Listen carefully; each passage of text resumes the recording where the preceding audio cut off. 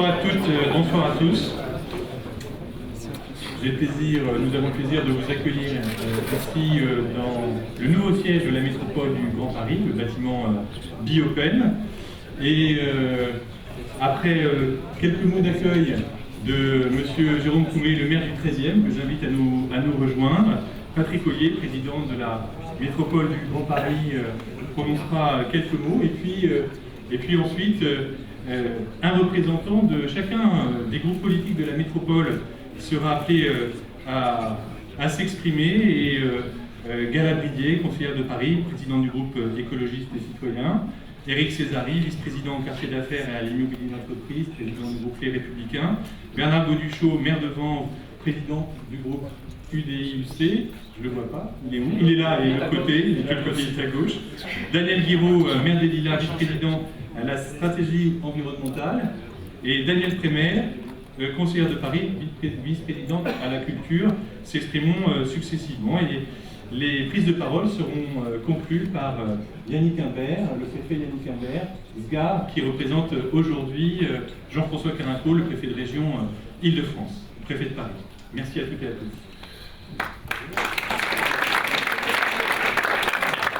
Merci, rassurez-vous, je serai très court, parce que j'ai entendu la liste des intervenants.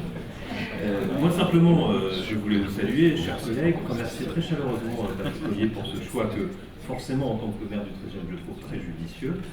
Mais plus sérieusement, choisir un quartier en devenir, comme celui-là, c'est une des plus grandes opérations d'urbanisme en France, mais c'est aussi un quartier en devenir. Et donc, je trouve ça très fort comme acte qui a été fait par la métropole du Grand Paris. Et puis juste pour information, donc juste à côté, ça sera tout le groupe Le Monde qui va se réorganiser. Ici on est sous l'ombre protectrice de la Caisse des dépôts. Et juste à côté, pour les salariés, il y a le MK2 qui est, je crois, en nombre de fréquentation, le 3e cinéma de France. Voilà, juste quelques éléments fondamentaux.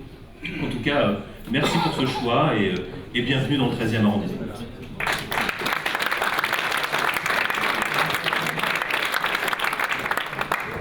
Merci, monsieur le maire, et merci pour vos mots d'accueil.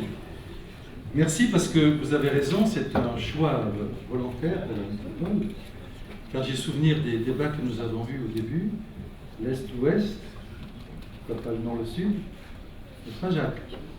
Bien. Et moi qui habite dans l'Ouest, alors que le préfet Carinco m'avait proposé des locaux, vous vous souvenez, à la Tour de la Défense, en disant c'est à côté de chez toi, j'ai dit non.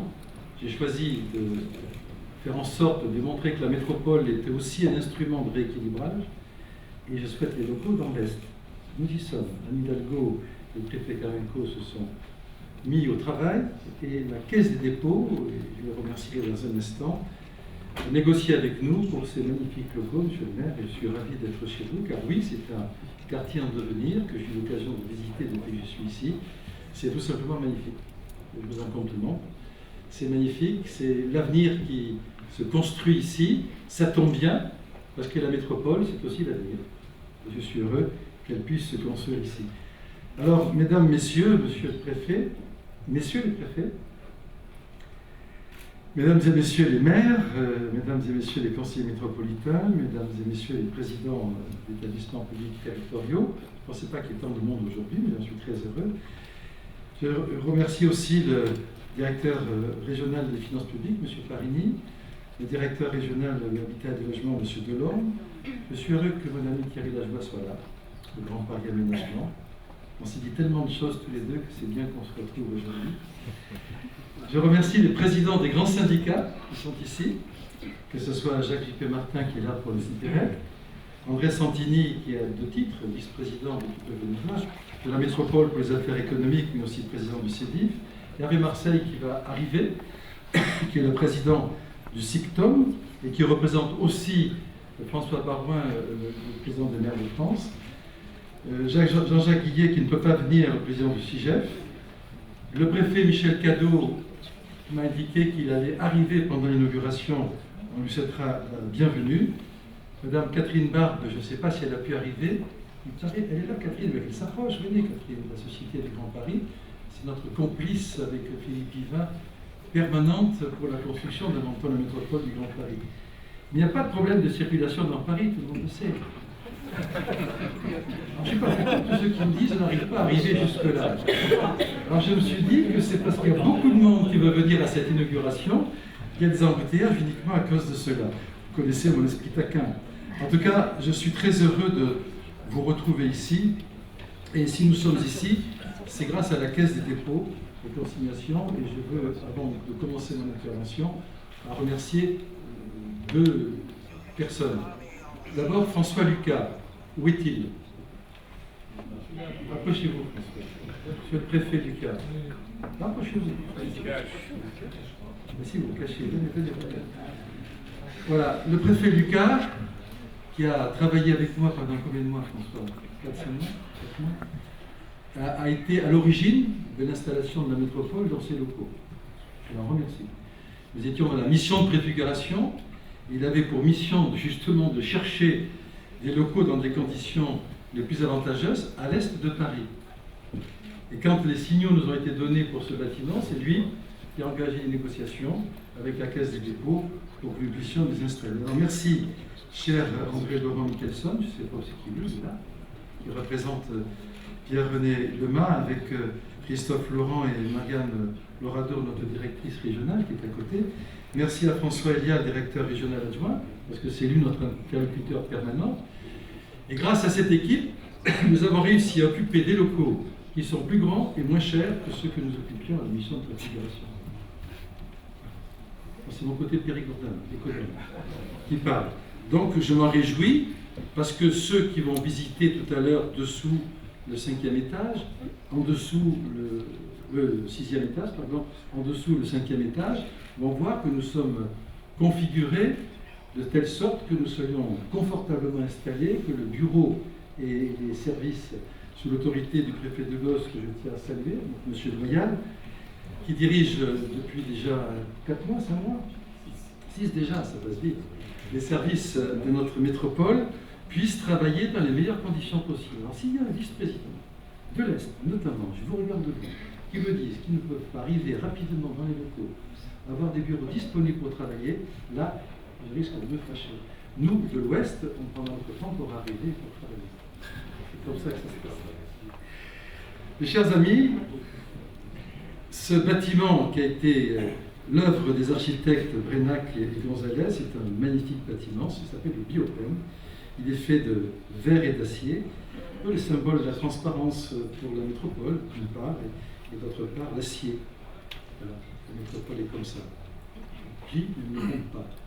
Et je ne sais pas pourquoi je dis ça. Chacun comprendra. Chacun comprendra. Et ce sont des vertus qui sont celles de ce bâtiment, et par capillarité, ça va devenir des vertus de la métropole. Je veux rapidement vous dire que nous arrivons au terme de ce que j'ai appelé notre longue marche. On dit qu'il ne faut pas que tu parles de longue marche, mais c'est tout, etc. Ce n'est pas le problème de Mao, c'est le problème de la longueur de la marche. Parce que nous cheminons depuis maintenant 300 jours. En 300 jours, qui aurait pu croire, il y a 300 jours, parmi ceux que j'ai rencontrés à l'époque, même au sein de notre équipe, qui aurait pu croire que 300 jours après, nous serions installés pour fonctionner dans ces bâtiments? Ce n'est pas le problème. Mais que nous aurions déjà mis en œuvre tout ce que nous avons fait au niveau des réalisations opérationnelles de la métropole. Alors, bien sûr, il nous faut des locaux pour travailler. Bien sûr, il nous faut un vaisseau amiral, c'est celui-là pour piloter la métropole. Mais je voudrais rappeler ce que nous avons fait en l'espace de 300 jours.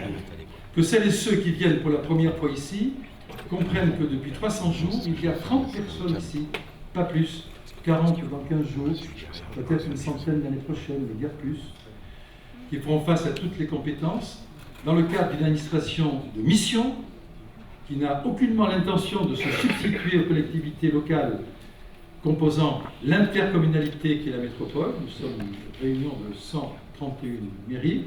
Les 131 maires sont responsables dans leur commune. Nous sommes là pour faire de la stratégie, harmoniser, coordonner, créer des subventions pour aider à l'investissement, fixer des programmes et faire en sorte, si possible, je vais les mettre en œuvre. Nous ne sommes pas là pour nous remplacer qui que ce soit. Et qu'on ne me raconte pas que dans le millefeuille, nous sommes un échelon supplémentaire. Ce n'est pas vrai. Est-ce que la métropole, monsieur le préfet, lève l'impôt? Elle le reçoit. Elle le reçoit. Un impôt qui était levé avant. Quand on crée un échelon supplémentaire, c'est un échelon qui crée de la gestion. Nous ne créons pas de gestion. C'est un échelon qui crée de la fiscalité. Nous ne créons pas de fiscalité. Nous sommes au contraire une intercommunalité faite de 131 maires responsables opérationnels sur leur territoire et qui décideront ensemble à l'avenir de ce qu'ils feront de ce territoire. C'est bien, parce que ce n'est pas à d'autres ailleurs de décider pour ce qu'il faut faire chez nous. C'est mieux. À partir de là, nous avons donc cette intercommunalité qui est créée, qui n'est pas un échelon supplémentaire. Moi, je pense au contraire, alors vous allez dire, il exagère. La métropole est un facilitateur.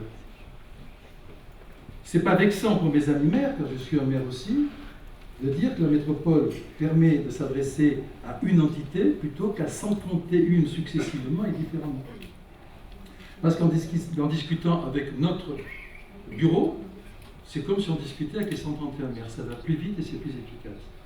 Deuxièmement, je remercie mes collègues qui sont là, parce que ça a été là aussi une épreuve, la première étape de la longue marche. La droite et le centre sont majoritaires à la métropole. Ah bon? Alors qu'est-ce qu'ils font tous là? Eh bien, c'est parce que tous là, nous avons décidé, pour la première fois dans une entité aussi forte que l'on crée de toutes pièces, de la construire dans l'intérêt des populations concernées, les 7,5 millions d'habitants, et on s'est dit, et si pour une fois, même si nous, la droite, nous sommes majoritaires, on tendait la main à nos collègues de gauche, et qu'ensemble, on travaille dans l'intérêt de ces 7 millions d'habitants. Parce que la métropole intercommunalité ne peut pas travailler contre les maires de gauche, même si elle est majoritaire à droite. Elle doit travailler avec eux. Et l'inverse pouvant être vrai. Je préfère que ce soit cette configuration. Mais l'inverse peut être vrai. Donc l'intelligence collective, je salue le président Marseille. Tu peux venir avec nous pour présenter le président de la France. Le président Le Bouillonnec, je crois. Alors si vous venez tous de ce côté, il n'y aura plus personne de l'autre côté, mais c'est sympathique. Merci Hervé. Nous avons décidé de laisser la politique au vestiaire. C'est une expérience. Je souhaite de tout cœur que nous réussissions à la conduire jusqu'à son terme. Jusqu'à présent, ça marche. On va faire en sorte que la majorité n'ait pas besoin de s'exprimer et que de manière intelligente, partenariale, chacun fasse son travail au niveau de la métropole. Alors je salue les vice-présidents qui sont ici, qui ont un travail très important à faire. Dans le désordre, j'en vois un, c'est André Santini, c'est le développement économique. Moi, je lui fais confiance. S'il peut faire pour la métropole ce qu'il a fait ici, Moulineau, je suis plus heureux des hommes. Et si tu peux faire ce que j'ai fait à Rueil, je suis encore plus heureux. Daniel Bruyé, qui est le vice-président chargé de l'environnement, des paysages, de la nature dans la ville. Moi, je lui fais confiance, c'est le seul vice-président écolo. Et c'est formidable. Parce qu'il nous apporte une connaissance, une culture que nous n'avons pas forcément. Et il nous a déjà convaincus de travailler dans la nature dans la ville. Il est en train de lancer des tas d'opérations. Alors, je reparle des miels, oui. Le 3 décembre, dans le salon Nature et Jardin à Rueil, le concours des miels de la métropole. Je le dis pour provoquer celles et ceux, il y en a peut-être dans cette salle, qui ont dit, mais voyez, et Breuillet, qu'est-ce qui s'occupe des miels au lieu de s'occuper d'autres choses? On s'occupe des abeilles, pas du miel. Et on pense comme Einstein que lorsque les abeilles disparaîtront, l'humanité ne tardera pas à les suivre. Alors on préfère les protéger. Et on veut donner des signaux très forts pour montrer que nous nous intéressons aussi à ce que d'autres considèrent comme futile. Je suis heureux de saluer Luc Carbonas, qui est notre vice-président qui s'occupe aussi des affaires économiques dans le cadre des zones d'activité. Michel Arbillon, qui est notre vice-président, qui lui s'occupe de beaucoup de choses à travers le tourisme. Il est en train de travailler sur, j'espère que ça va avancer, sur le trafic de passagers sur nos fleuves et rivières, c'est-à-dire la Seine et la Marne, trafic de passagers quotidien pour être une alternative au transport sur voie terrestre et trafic de passagers pour les touristes. Et c'est quelque chose que nous portons, que nous voulons réussir. Et il travaille avec Geoffroy Boulard qui est en face de moi, qui l'aide dans cette mission. Jacques J.P. Martin qui est derrière, qui est le président de la commission du projet métropolitain, qui est en train de travailler dans ce cadre-là pour préparer l'avenir de la métropole. C'est Laurent que je vois derrière là-bas. Laurent Rivoire, qui est notre vice-président chargé des sports et qui m'aide dans le cadre de l'affaire des Jeux Olympiques car la métropole est compétente aussi pour les Jeux Olympiques.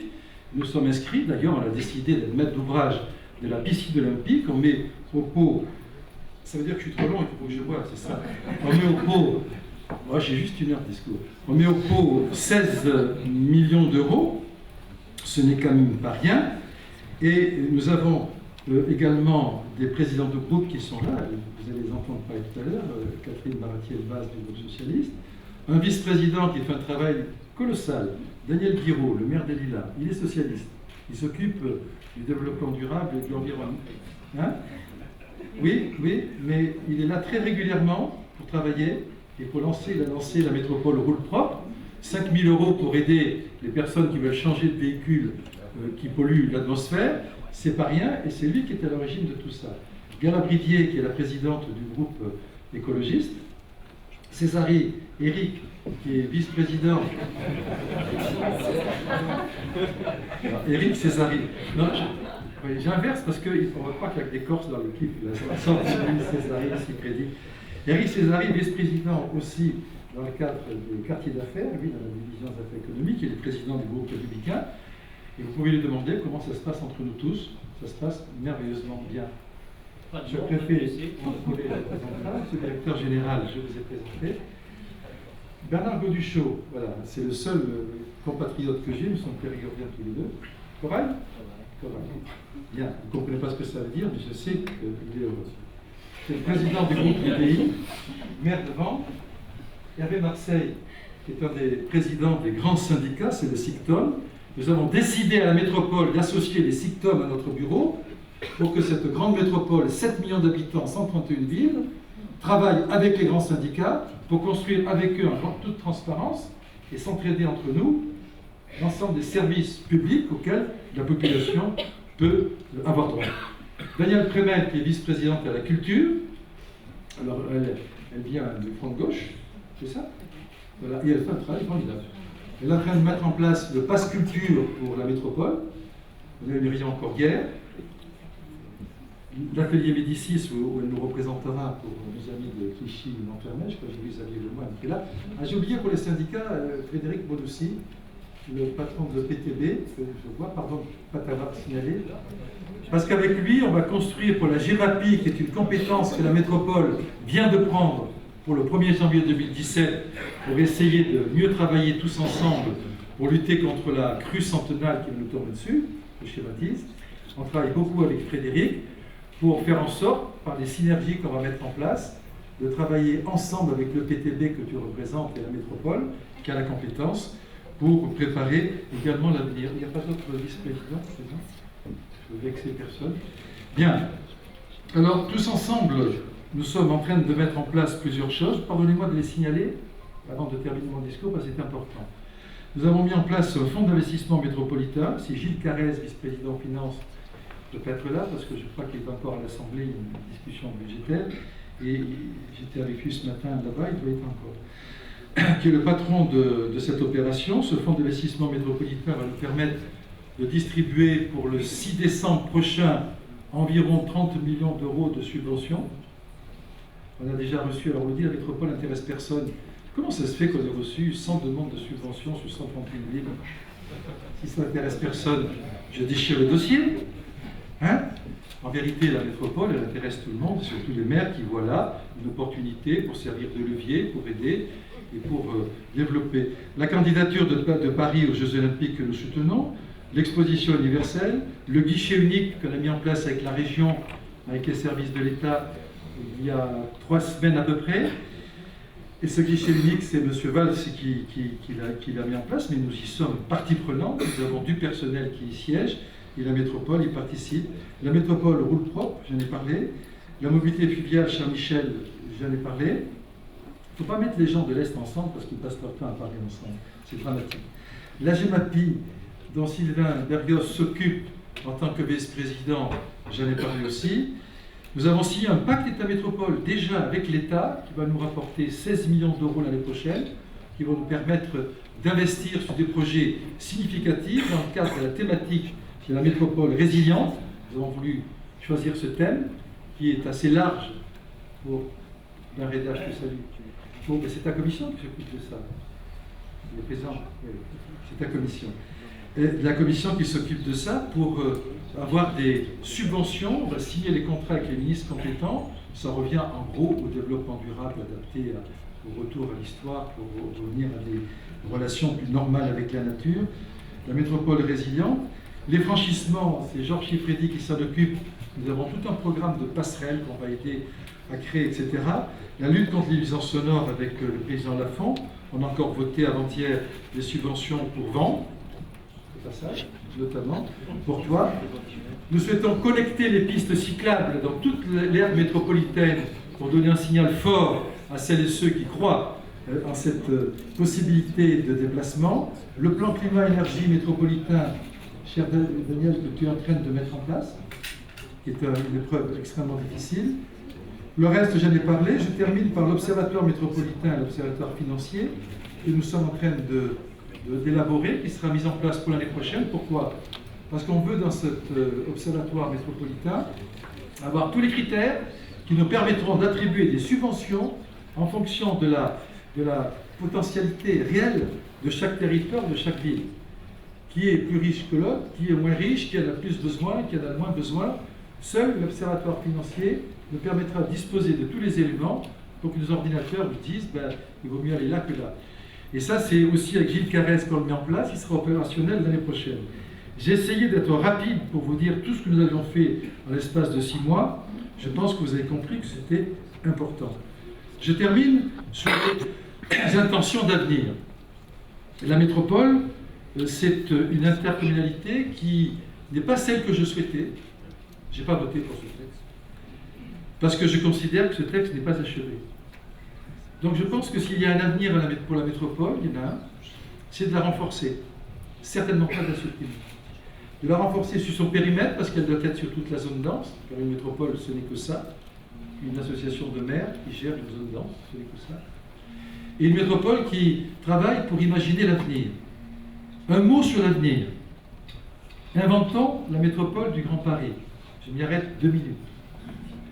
Quand j'ai lancé ce concours avec quelques fous qui étaient à mes côtés, merci d'avoir été là, vous, on m'a dit, Patrick, ça n'a aucune chance de réussir. Tu auras 20 sites candidats, et 20 sites candidats, ce n'est pas significatif.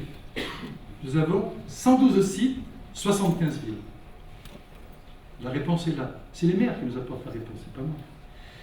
Au point que nous avons décidé de fractionner le concours en deux étapes. Une, là, qui est lancée, le 10 octobre. Et merci à toutes celles et tous ceux qui nous aident, je vais en dire un mot. On attendait 800 personnes, il y en a eu 1600 à Nogent. Il y a 59 projets qui ont été retenus sur 55 villes. Le coup est parti.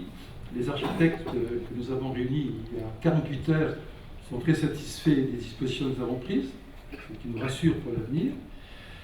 Et maintenant, les équipes se constituent pour le 17 janvier, moment où le jury aura déjà à sélectionner ceux qui termineront la course. Les 60 sites qui restent seront lancés en juin prochain. Nous ne voulons laisser personne sur le bord de la route. Je sais que nous sommes en flux tendu. Je sais que nous allons vite, mais je sais que cette passion est partagée par tous nos partenaires, à commencer par la Société du Grand Paris.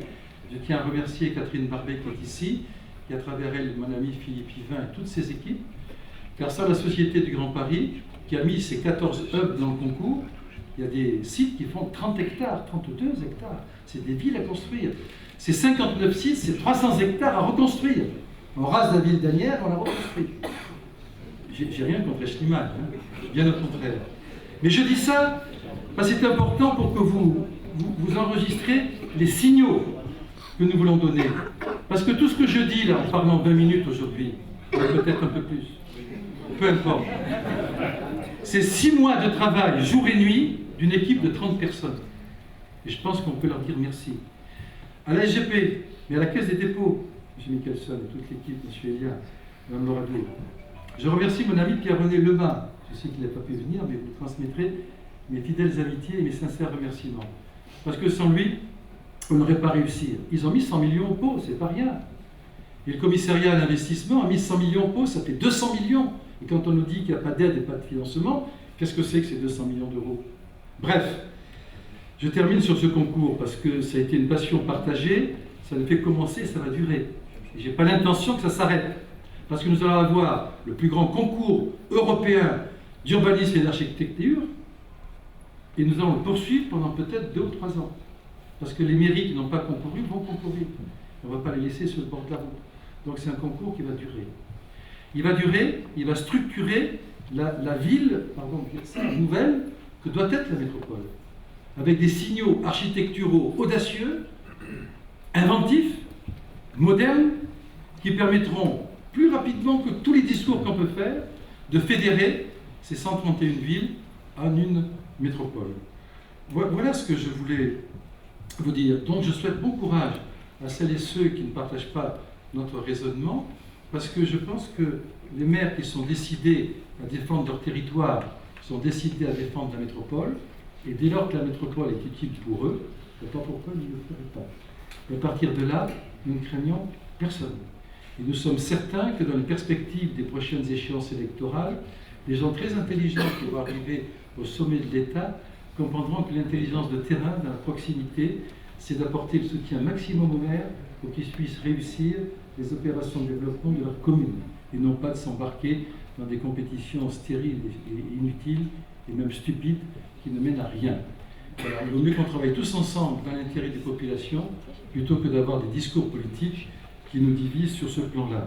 Voilà, donc notre longue marche se poursuit, et je vous remercie d'en avoir partagé les premières étapes. Je vous invite à nous suivre jusqu'au bout, car ça ne fait que commencer. Alors, en avant la métropole, et merci à toutes et à tous.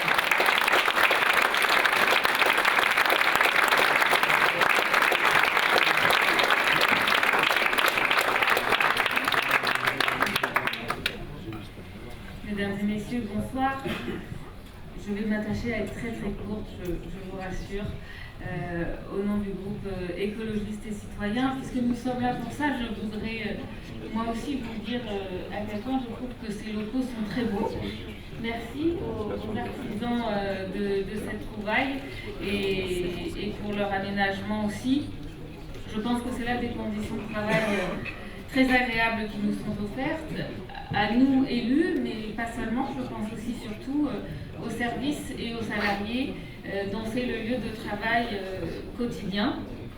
J'en profite tout de suite pour leur adresser mes remerciements au nom du groupe, des remerciements tout particuliers, puisque le président l'a dit, il y a eu depuis un an un énorme travail qui a été engagé, un travail difficile, lourd, de mise en route d'une nouvelle institution, alors qu'ils étaient peu nombreux et trop peu par rapport à l'ampleur de la tâche, évidemment. Mais malgré cela, notre métropole existe bien, elle est aujourd'hui une réalité, et même une réalité donc physique, avec ses locaux, et je pense que nous pouvons nous en réjouir. Cela a été dit sur le quartier. Je suis moi aussi très heureuse que la métropole du Grand Paris atterrisse dans le 13e arrondissement, un arrondissement en pleine mutation, et connu pour sa mixité, et qui, je pense, peut refléter d'une certaine manière notre métropole en construction. Tous ces chantiers que nous avons autour de nous, et spécialement quand nous sommes assis dans la salle du bureau avec toutes ces grues, sont tout autant, je pense, une allégorie du Grand Paris en construction. Voilà, c'est un signal fort qui est envoyé aujourd'hui, que nous envoyons à tous. Sur le projet, très rapidement, comme vous le savez, les écologistes sont attachés au fait intercommunal depuis longtemps. Nous avons défendu l'avènement de la métropole du Grand Paris. Nous partageons aussi l'idée qu'il y a des choses à parfaire, peut-être pas les mêmes, mais nous aurons les discussions. Nous pensons que la métropole du Grand Paris est effectivement le meilleur échelon territorial pour réussir la transition écologique des territoires, pour améliorer la qualité de vie des habitants et surtout pour réduire les grandes inégalités qui existent entre les différents territoires qui composent notre territoire, notre métropole. Donc voilà, l'engagement est ancien, l'ambition est grande, les attentes sont fortes. Poursuivons le travail tel que nous l'avons commencé dans dans l'esprit que le président vous a exposé, un esprit constructif, consensuel, en ayant à cœur de réaliser des progrès et des projets concrets pour les habitants de notre métropole qui nous attendent. Et je pense que ce n'est que comme ça que nous en assurerons sa pérennité, mon cher président. Voilà, merci.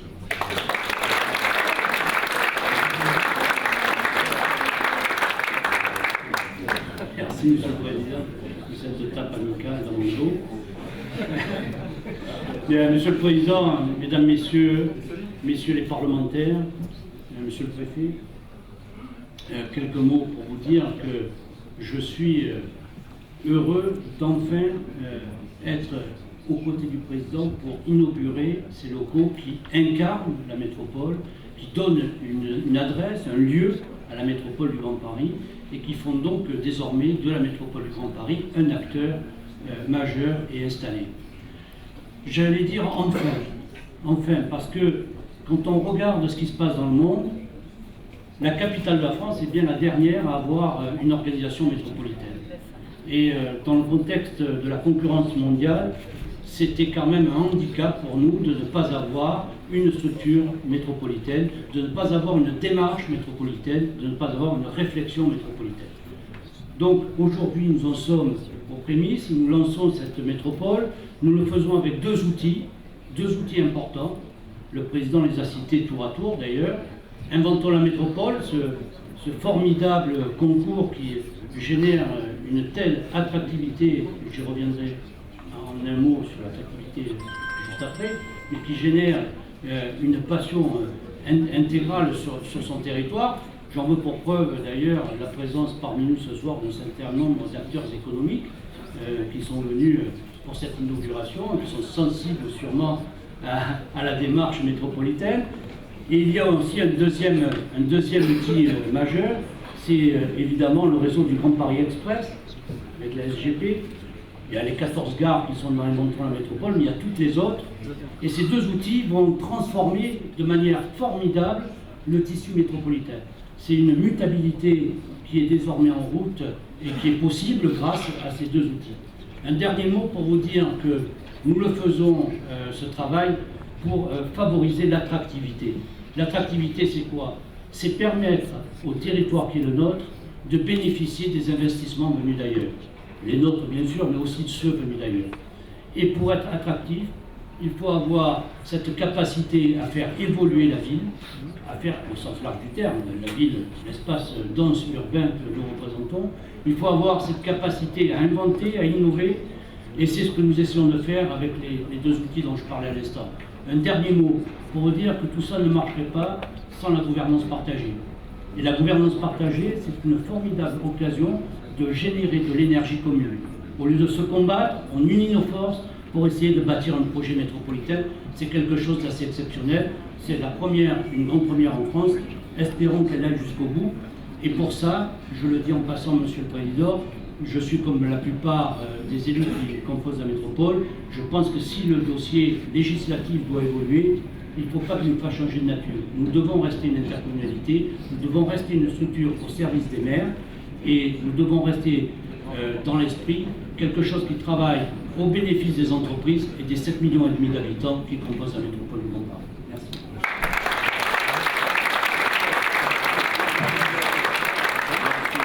Messieurs les ministres, messieurs les parlementaires, messieurs les présidents, mesdames les présidentes, mesdames et messieurs, chers amis et chers collègues, maires nombreux présents ici, en m'exprimant au nom du groupe UDI, enfin des élus UDI et centristes de la métropole du Grand Paris, je voudrais insister sur le fait qu'effectivement nous sommes aussi très heureux d'être présents ici ce soir parce que cette inauguration c'est aussi l'aboutissement d'un parcours assez long qui de près de 10 ans, même 10 ans exactement, puisqu'en juillet 2006, avant nous créions avec 35 élus, toutes tendances confondues, la conférence métropolitaine qui allait aboutir ensuite à Paris Métropole, Paris Métropole débouchant sur la mission de préfiguration et la mission de préfiguration débouchant sur la création de la métropole du Grand Paris. Et nous voilà ici aujourd'hui. Tout ça n'a pu se faire qu'avec l'investissement personnel de tous les maires concernés, notamment ceux qui s'étaient investis dans Paris Métropole pendant plusieurs années. Et puis maintenant, désormais, il va falloir avancer. Alors, le maelstrom institutionnel auquel on assiste depuis quelques années ne vous a pas échappé. Tout ça est compliqué, rend la vie des élus locaux et des maires en particulier particulièrement difficile. On se bat entre les baisses de dotation, les difficultés diverses et variées, et la métropole du Grand Paris a véritablement un rôle à jouer, un rôle très important à jouer auprès de l'ensemble des maires et des territoires qui composent cette métropole. Elle doit à la fois les soutenir pendant cette période un peu difficile, parce qu'effectivement, peut-être dans quelques temps, il sera nécessaire d'améliorer cet ensemble, cet univers institutionnel dans lequel on a un peu tendance à se perdre aujourd'hui, particulièrement chronophage en plus, comme c'est dit et reconnu par un grand nombre. Donc pendant cette période peut-être de transition, eh bien, la métropole et même au-delà a un rôle important, très important à jouer. Il faut rassurer les maires, il faut les soutenir, il faut les aider. On est à leur écoute, bien entendu, et ce qui ressort aussi, ce sont des inquiétudes particulières. Il faut être vigilant, à la fois de ne pas décourager les territoires ou les villes qui se battent et qui tirent les territoires vers le haut, tout en ayant un geste, pas seulement un geste, mais un regard solidaire à l'égard des territoires qui ont peut-être plus de difficultés. Mais tout le monde doit avancer, tout le monde doit s'y retrouver dans cette démarche, et nous pensons sincèrement que c'est la seule façon d'assurer la pérennité de cette métropole du Grand Paris à laquelle le groupe UDI, mon cher président, est totalement associé et fier de participer à tes côtés.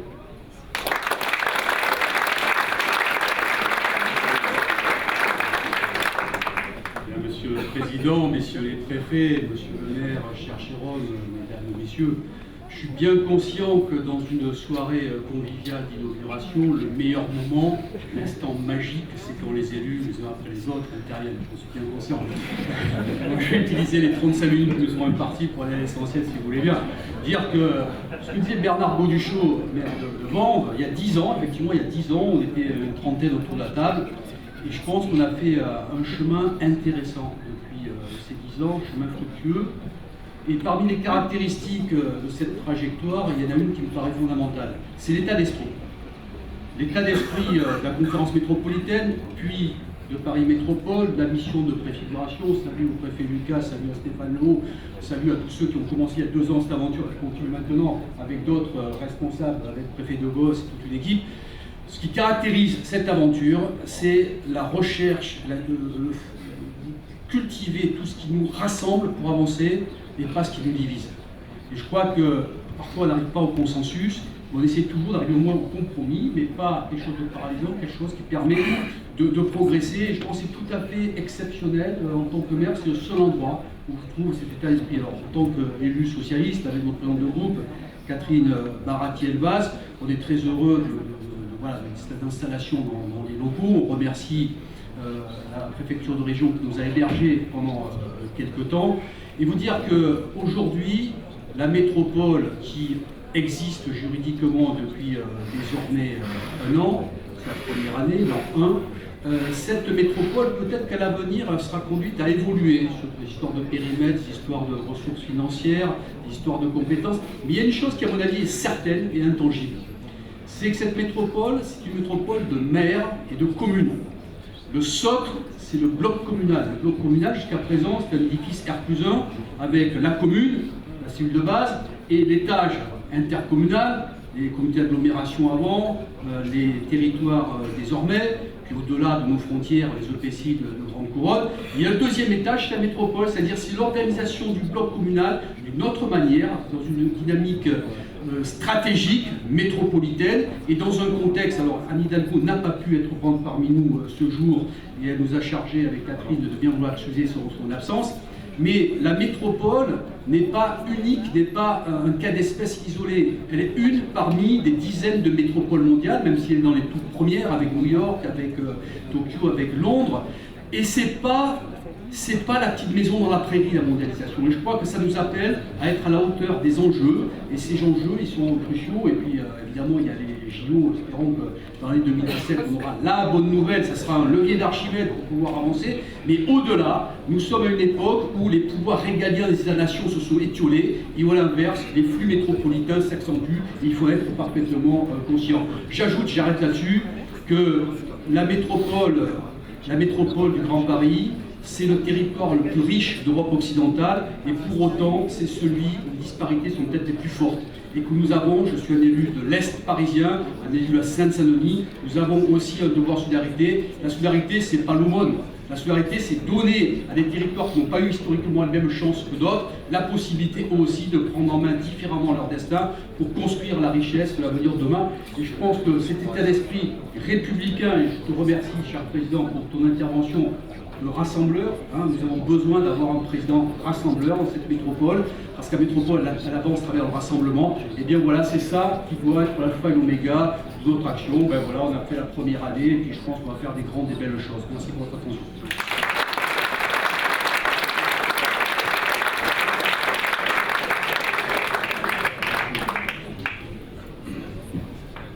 Monsieur le Président, Monsieur le Préfet, chers collègues, Mesdames et Messieurs. Nouveaux locaux, beaux locaux, signe d'une nouvelle étape vers toujours plus de responsabilités.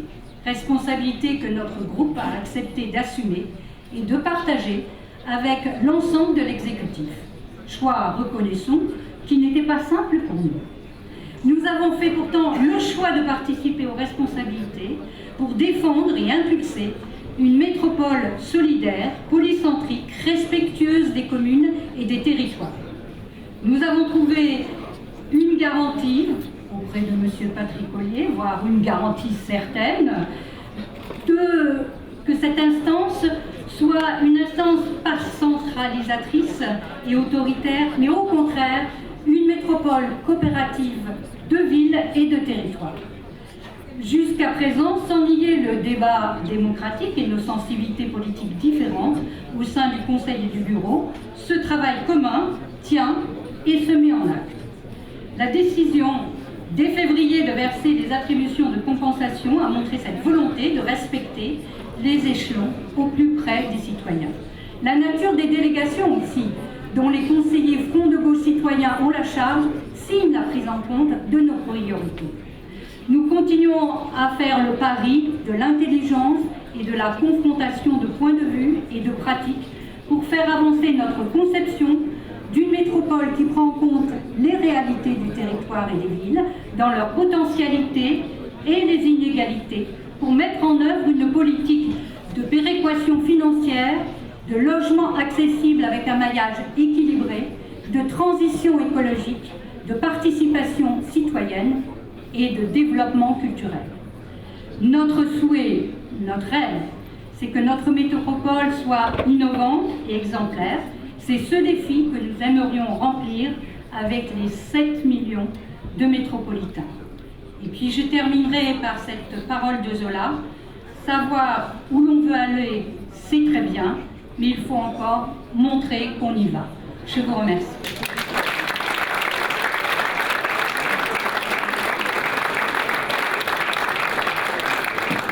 Je vais passer la parole pour conclure au préfet Humbert, mais avant de lui passer la parole, je voudrais lui dire quelque chose qui pour moi est important. J'ai attendu ce moment pour le dire par rapport aux relations que nous avons avec les services de l'État. Les services de l'État nous ont permis d'exister jusqu'à présent. Et je tiens publiquement à remercier le préfet Carenco, qui transmettrait de la femme sur le préfet, Jean-François Carenco, qui est un complice au quotidien, et qui en permanence est là pour nous guider et nous aider, et nous faciliter les choses. Et je veux vous remercier vous aussi, monsieur le secrétaire général de l'action régionale, monsieur le préfet, parce que c'est vous qui êtes à nos côtés au quotidien. Le travail que vous faites démontre qu'il y a une volonté de la part de l'État de nous aider. J'en profite pour remercier M. Delorme, que je vois dans la salle, qui est le directeur général régional, j'ai dit régional, avec lequel on a travaillé sur le PMHH, sur le SRHH, etc. qu'on a approuvé il n'y a pas longtemps et qui déjà s'engage pour nous aider dans la préparation de la compétence habitat et logement de la métropole dans quelques mois. Et ça, c'est colossal comme responsabilité. Et s'ils ne sont pas là pour nous aider, ça ne marchera pas. Et s'ils ne sont pas là pour nous aider dans le cadre d'Inventons la métropole, merci à tous les investisseurs et aménageurs qui sont présents aujourd'hui, ce qui prouve qu'ils sont intéressés. Et sans les services de l'État pour mettre les dossiers en place, vous avez vérifié les 112 sites avec nous. Merci. Vous étiez sur place. Merci. Donc je voulais vous dire un grand merci à Jean-François Carinco, à toutes vos équipes et au préfet Leleu aussi, qui représente le préfet Carinco dans différentes réunions, qui est préfet de Val-de-Marne, mais qui est aussi le préfet référent, car ils sont à côté de la métropole, sans vouloir ni la contrôler, ni imposer quoi que ce soit, en nous faisant en permanence des offres de services de soutien, et dans un contexte qui est un contexte convivial, si je peux me permettre, même d'amitié. Et ça me touche beaucoup. Merci.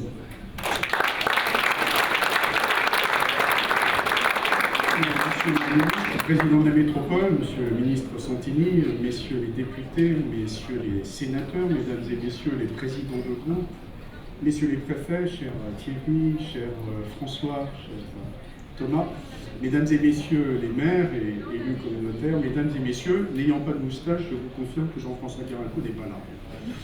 Et évidemment, je comprends votre vive déception. D'abord celle de son absence, et puis ensuite, par avance, la déception de la fadeur de mes propos par rapport à ce qui est généralement sa truculence et la hauteur de vue de ses propos. Et afin que cette absence remarquée ne soit pas interprétée, je précise que de longue date, il devait se rendre en sa qualité de président de l'association du corps préfectoral en Belgique, et c'est pourquoi, malheureusement, il n'est pas là ce soir. Mais au-delà du plaisir protocolaire qu'il aurait eu à être à vos côtés, cher Patrick Ollier, il m'a chargé de vous dire, et d'ailleurs en réponse immédiate à vos propos, dont je vous remercie, l'amitié qui vous lie, la confiance qui vous lie, et le plaisir qu'il a à travailler avec vous-même, l'ensemble des élus qui vous entourent, et désormais une équipe qui progressivement grossit, mais qui, sous la direction de Thomas, produit chaque jour un travail tout à fait considérable. Vous l'avez rappelé, monsieur le ministre, si nous sommes ici aujourd'hui, c'est le fruit d'un long itinéraire.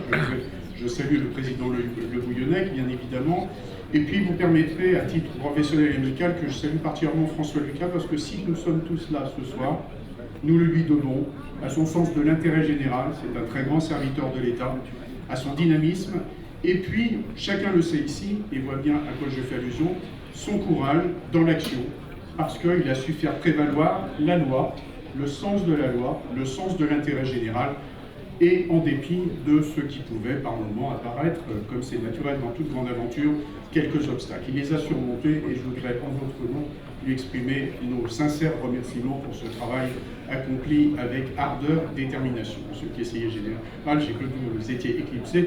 Je salue évidemment la Caisse des dépôts. Je ne vais pas revenir, parce que les discours ont été excellents, de grande qualité, sur tout ce qui nous anime. Ce que je voudrais vous dire, c'est simplement apporter un témoignage. Moi, je vous ai rejoint depuis pas tout à fait un an. Je prends encore connaissance grandement des dossiers. Ce qui me frappe dans la relation qui nous unit quotidiennement sur les dossiers importants, vous avez rappelé les compétences que vous a donné la loi, mais vous avez aussi rappelé ces grandes étapes, inventons la métropole, demain le pacte métropolitain, entre-temps le film, autant d'étapes qui vous ont fait grandir. Ce qui me frappe, c'est bien évidemment la gouvernance que vous avez installée. Et ce soir, au-delà des propos usuels, protocolaires, on sentait la sincérité des propos. Donc il y a une ambiance. Il y a une ambiance. Il n'y a pas simplement des propos de circonstance où il serait bon ton de porter au nu un consensus général pour mieux se tirer dans le dos par derrière. Cette métropole avance parce que vous avez su installer une gouvernance de qualité, et je le vois dans des réunions de travail avec souvent beaucoup d'humour, beaucoup de taquinerie, beaucoup de clins d'œil, mais beaucoup de complicité. Et puis ce qui me frappe beaucoup aussi, c'est le souci, au-delà de tout débat, de travailler. Parce que c'est une masse considérable de travail qui est abattue depuis des mois désormais pour faire vivre cette métropole.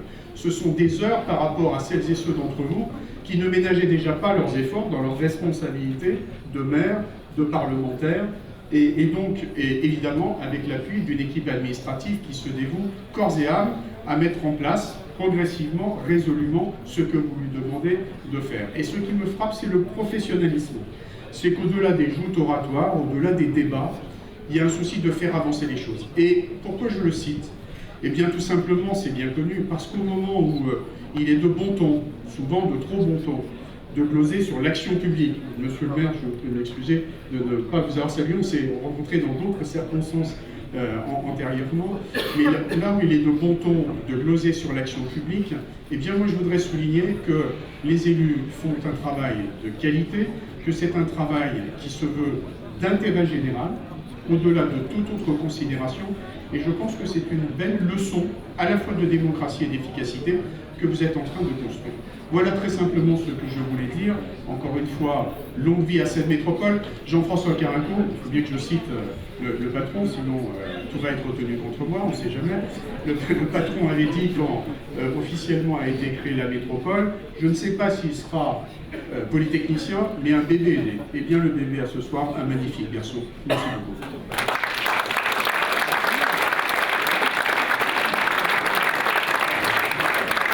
Nous avons terminé la partie du discours. En terminant, je souhaite remercier l'équipe des agents de la métropole qui a fait un travail exceptionnel pour que ça se passe bien aujourd'hui. Encore tout à l'heure, j'ai vu Valérie Meillard-Dumont passer l'aspirateur. J'ai vu le préfet de Gosse et d'autres trimballer des caisses pour pas que ça choque votre regard. Bref, ils ont fait un travail fantastique. Je tiens à les en remercier. Le buffet est ouvert. Oui, je vais le dire, voilà, je préfère dire les choses avant. Le buffet est ouvert, et après que nous ayons coupé le ruban symbolique pour l'inauguration, vous pourrez à loisir descendre au 6e étage, l'étage de la direction générale, du bureau, voir nos locaux, et au 5e étage, qui est le 5e étage de la division des affaires économiques et d'autres divisions, pour visiter à souhait l'ensemble des bureaux qui ne sont pas tous occupés. S'il y en a qui veulent rester avec nous, il y a de la place pour les garder. Nous sommes restés dans les très bonnes conditions. Donc vous pouvez visiter à souhait, venir boire un verre. Et merci encore de votre présence. Et maintenant, nous allons couper le ruban pour clore cette inauguration.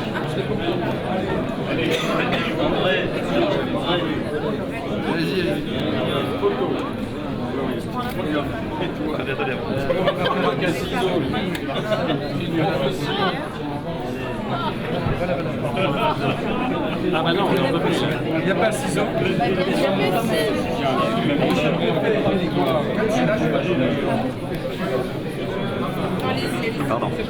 Pardon, monsieur Mikkelsen, excusez-moi. Voilà. Plus vous tenez, mieux c'est. Regarde. Michel, Michel. Regardez par là. Ouais.